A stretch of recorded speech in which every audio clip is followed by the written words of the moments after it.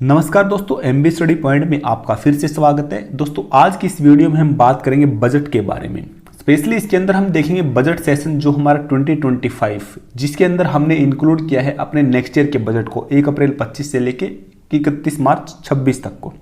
तो इसके अंदर हम जानेंगे कि बजट होता क्या है, कौन इसको इंट्रोड्यूस करता है और ये इस बार वाला जो हमारा बजट सेशन है 25 से 26 का, ये कब इंट्रोड्यूस हुआ और क्या क्या उसके अंदर मेजर अनाउंसमेंट हुए हैं और आम आदमी का या जो सैलरीड एम्प्लॉय हैं या जो दूसरे सेक्टर हैं जिसके अंदर बजट एलोकेशन किया गया है उसके अंदर किस किस मुद्दों के ऊपर सरकार ने जो है फोकस किया है।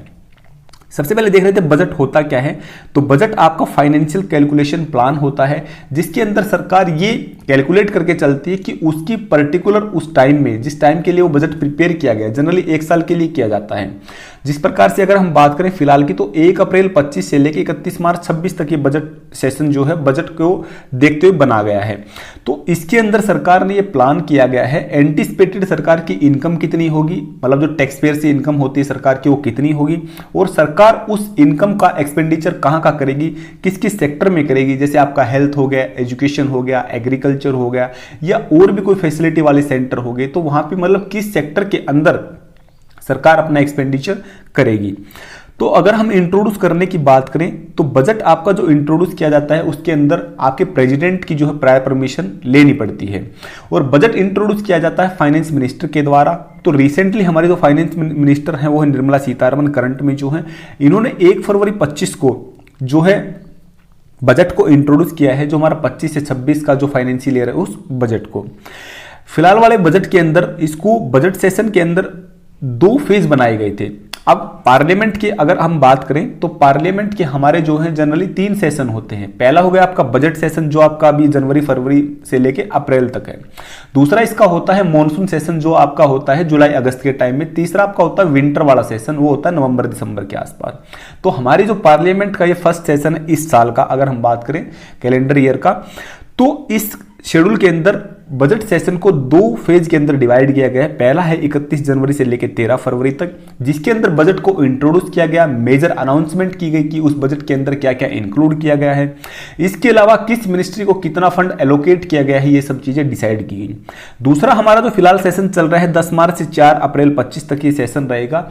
ये इसके और इस सेशन के बीच में एक गैप होता है। ये गैप इसलिए दिया जाता है कि हमने जो अनाउंसमेंट इस सेशन के अंदर की है, जो एलोकेशन ऑफ फंड इसके अंदर किया है, क्या वो जस्टिफाइड है, इस चीज का रिव्यू करने के लिए, इसको एग्जामिन करने के लिए थोड़ा सा टाइम लिया जाता है। इसके बाद में जो है पार्लियामेंट दोबारा बैठती है वो इस फेज के अंदर और ये डिस्कस करती है कि क्या बजट एलोकेशन के अंदर कुछ रिव्यू करने की, कुछ एग्जामिन करने की जरूरत है क्या उसको। इसलिए अगर थीम की बात करें तो हमारा जो 25 से 26 का जो बजट है वो विकसित भारत के उसको थीम दी गई है। विकसित भारत का मतलब ये है कि मतलब हमने मेजर जो हमारे सेक्टर हैं, जैसे आपका एग्रीकल्चर सेक्टर हो गया या सैलरीड एम्प्लॉय से लेकर आपको जो टैक्स रिबेट की छूट देनी होगी, या इसके अलावा आपका हेल्थ सेक्टर हो गया, एमएसएमई हो गया, आपका जो इंडस्ट्रियल सेक्टर है, तो सभी के ऊपर इस बजट के अंदर जो है फोकस किया गया है कि सभी को जो है इंप्रूव करेंगे हम। अब बात कर लेते हैं मेजर अनाउंसमेंट इस बजट के अंदर क्या की गई है। तो सबसे पहली मेजर अनाउंसमेंट इसके अंदर की गई है कि आपकी जो टैक्स फ्री इनकम वो कितनी होगी किसी भी सैलरीड एम्प्लॉय की, तो वो होगी 12 लाख रुपए कि उसके ऊपर 0 इनकम टैक्स लगेगा। अगर किसी भी गवर्नमेंट एम्प्लॉय की सैलरी जो है 12 लाख रुपए है तो 12 लाख या 12 लाख से कम है तो उसके ऊपर टैक्स उससे नहीं वसूला जाएगा। और पहले अगर हम बात करें तो पहले ये थी 7 लाख रुपए पिछले वाले बजट सेशन में जो 24 से 25 तक का था। इस वाले में जो हमारा 25 से 26 का उसमें 12 लाख रुपए तक आपको कोई भी टैक्स नहीं देना पड़ेगा सैलरीड एम्प्लॉय को। अगला इसके अंदर हम मेजर अनाउंसमेंट की देखें तो टैक्स स्लैब के अंदर जो हमारा स्टैंडर्ड डिडक्शन होते हैं, अब स्टैंडर्ड डिडक्शंस को 50,000 से बढ़ाकर 75,000 रुपए कर दिया है। अब आप बात पूछेंगे कि स्टैंडर्ड डिडक्शन होता क्या है, तो स्टैंडर्ड डिडक्शन किसी भी सैलरीड एम्प्लॉय की जो सैलरी होती है, ग्रोस सैलरी, उसमें से कुछ डिडक्शन सरकार करती है और वो हालांकि सैलरी में काउंट होता है, बट क्या है कि उसके ऊपर टैक्स नहीं लगता। तो मतलब एक रिबेट टाइप आपको उस पर्टिकुलर अमाउंट में मिलती है जो सरकार अपने पास रखती है। चाहे आपका इंश्योरेंस से रिलेटेड हो गया, चाहे आपका जो मैंडेटरी पीएफ जो कटता है किसी भी एम्प्लॉय का, जैसे 6% है किसी भी एम्प्लॉय की बेसिक पे का 6% उसको मैंडेटरी पीएफ कटवाना है, तो उसके ऊपर जो उसको टैक्स रिबेट मिलता है वो स्टैंडर्ड डिडक्शन होता है। तो आपका 50,000 से 75,000 वो किया गया है, तो मतलब आपकी जो नॉन टैक्सेबल इनकम फिलहाल इस बजट के हिसाब से वो होगी 12,75,000 रुपए। 12 लाख रुपए आपकी इनकम वैसे फ्री है टैक्स से, और 75,000 रुपए उसमें और ऐड कर ली स्टैंडर्ड डिडक्शन वाली। तो 12,75,000 रुपए तक आपको जो है इनकम के ऊपर जीरो टैक्स पे करना पड़ेगा। बट आपने देखा होगा इस टाइप का टेबल बने हुए सब जगह कि अगर आप पूछेंगे अब कि यार 12,75,000 रुपए तक अगर आपकी जो इनकम हो टैक्स फ्री रहेगी, तो यहां पे आपने लिखा है 12 से 16 लाख रुपए के ऊपर आपको 15% टैक्स देना पड़ेगा। तो ये क्या चीज है, तो इसके अंदर आपको समझने की जरूरत है। देखो 12 लाख रुपए तक तो आपकी इनकम जो है वो टैक्स फ्री रहेगी, बट अगर आपकी इनकम 12 लाख से इंक्रीज होती है, यानी 13 लाख फॉर एग्जांपल आपकी इनकम होगी, तो 13 लाख पे ऐसा नहीं कि 12 लाख वाला बिल्कुल जीरो टैक्स देगा और 13 लाख वाला क्या है कि उसका 15% टैक्स देगा इस टैक्स स्लैब के हिसाब से। ये नए वाला है 25 से 26 का, और ये वाला है आपका पुराने वाला टैक्स स्लैब। तो ऐसा नहीं कि 12 लाख वाला जीरो टैक्स देगा और 13 लाख वाला जो है 15% टैक्स देगा। इसके अंदर क्या है कि आपकी जो 12 लाख से इनकम ज्यादा होगी तो इस टैक्स स्लैब के हिसाब से आपका कैलकुलेशन किया जाएगा।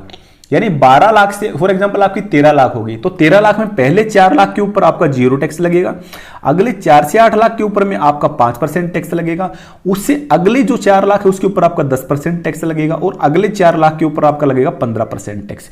तो इस हिसाब से टैक्स कैलकुलेट किया जाता है। ऐसा नहीं होता कि सीधा आपने टेबल में देखा कि 12 से 16 में ये 15% टैक्स लगता, तो टोटल 13 लाख का 15% काट दो आप, 1,95,000 रुपए उसने टैक्स पे किया। ऐसे नहीं होता।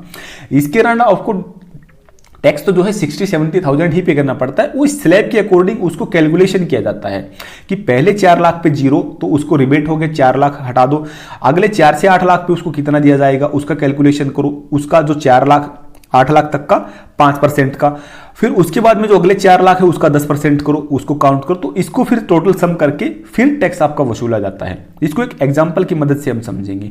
फॉर एग्जांपल अगर आपके पास 13 लाख रुपए हैं, तो पुराने टैक्स स्लैब के हिसाब से आपको क्या करना पड़ता है, पहले 3 लाख के ऊपर आपके पास जीरो टैक्स पे करना पड़ता है। तो पहले 3 लाख आपने जीरो पे किया, 10 लाख बैलेंस बच गया, तो आगे आपका जो 10 लाख है ये भी स्लैब के हिसाब से डिवाइड होता जाएगा, उसकी परसेंटेज काउंट होती जाएगी और फिर उसके बाद में उससे टैक्स वसूला जाएगा। इसी हिसाब से 25-26 का है। फॉर एग्जांपल अगर आपके पास 13 लाख रुपए आपकी इनकम है, तो पहले 4 लाख के ऊपर जो है आपका कोई टैक्स नहीं लगेगा, तो जीरो हो गया। अगले जो 4 से 8 लाख है उसके ऊपर आपका जैसे 5% टैक्स लगेगा, तो 5% टैक्स उसका जो 4 लाख का हो गया आपका, वो हो गया 20,000 रुपए, तो ये लग गया आपका। फिर अगले जो 4 लाख है उसके ऊपर आपका जो लगेगा वो इसके अंदर कितना दिया गया था, आपका 10% दिया गया था, ठीक है।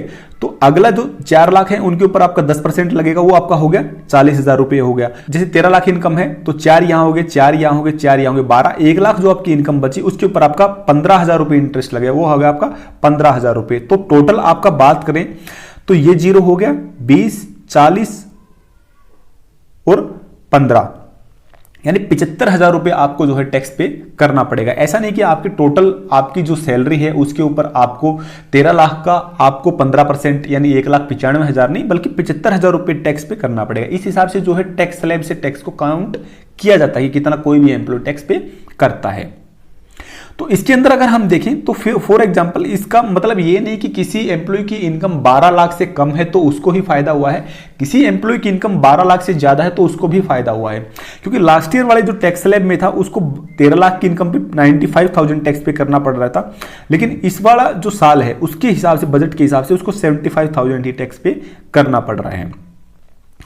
इसके आगे अगर हम बात करें मेजर अनाउंसमेंट क्या हुई है तो किस चीज के अंदर आपको रिलीफ दिया गया है, तो आप जो इनकम टैक्स वापस करवाने के लिए टैक्स रिटर्न जो आप भरते हैं पहले उसकी टाइम लिमिट थी 2 साल की, मतलब आपका जो लास्ट ईयर वाला टैक्स जो कटा है आपकी इनकम के ऊपर आप उसको 2 साल तक जो है रिफंड करवा सकते हैं, टैक्स रिटर्न आप भर सकते हैं, लेकिन अब उसको बढ़ा के 2 से 4 साल कर दिया गया है। पहले आपका होता था 2 साल के बाद आप उसको करते थे प्रोसेस तो उसमें फाइन लगता था आपका पर मंथ के हिसाब से, मतलब वो फाइन बढ़ता जाता था, बट अब उसको 4 साल कर दिया, 4 साल तक आप जो है उसको रिटर्न करवा सकते हैं। अगली मेजर अनाउंसमेंट इसके अंदर बात करें तो एग्रीकल्चर सेक्टर के ऊपर इसके अंदर फोकस किया गया है, जिसके अंदर किसान को जो क्रेडिट कार्ड मिलते हैं, क्रेडिट लिमिट उनकी बढ़ा के 3 से 5 लाख तक की गई, जो छोटे किसान हैं उनकी। इसके अलावा भारत के जो बिहार जो स्टेट है हमारी, उसके अंदर मखाना बोर्ड की स्थापना की गई है। मखाना जैसे आपको पता है कि मतलब हमारा वैसा फूड होता है जो रिच प्रोटीन हमारे को देता है। तो ऐसी स्कीम बनाई जाएंगी, एक बोर्ड एस्टेब्लिश किया जाएगा जिसके अंदर नई नई टेक्नोलॉजी वहां के किसानों को दी जाएंगी, जिससे कि वहां पे जो है मखाने की खेती जो है ज्यादा भरपूर मात्रा में हो सके। एग्रीकल्चर का होगा। इसके अलावा आपका जो एमएसएमई सेक्टर है, इंडस्ट्रियल सेक्टर, जो आपकी मीडियम स्मॉल जो एंटरप्राइजेज हैं, उसकी क्रेडिट लिमिट को भी बढ़ाया गया है और उनको क्या है कि गारंटी कवर दिया गया है 5 करोड़ से लेकर 10 करोड़ तक का। और जो हमारे स्मॉल एंटरप्राइजेज, माइक्रो एंटरप्राइजेज हैं, उनको भी क्रेडिट लिमिट उनकी बढ़ाई गई है। इंफ्रास्ट्रक्चर की बात करें तो इंफ्रास्ट्रक्चर के अंदर भी इसके अंदर फोकस किया गया है। और कैपिटल एक्सपेंडिचर जो हमारा वन टाइम एक्सपेंडिचर होता है, एक होता है रिकरिंग एक्सपेंडिचर। रिकरिंग एक्सपेंडिचर होता है हमारा जो डेली चलता रहता है। कैपिटल एक्सपेंडिचर के अंदर 1.5 लाख करोड़ रुपए जो है एलोकेट किए जाएंगे, जो आपके डेवलपमेंट सेक्टर में लगाए जाएंगे। अगर हम पूरे बजट की बात करें तो पूरे बजट के अंदर जो हमारी टोटल अमाउंट है जो एक्सपेंडिचर की जाएगी इस साल 1 अप्रैल 25 से लेकर 31 मार्च 26 तक, वो है लगभग 55,65,345 करोड़ रुपए। और इसको जो है वेरियस मिनिस्ट्री के थ्रू, वेरियस डिपार्टमेंट के थ्रू, वेरियस सेक्टर में इसको जो है डिस्ट्रीब्यूट किया गया है।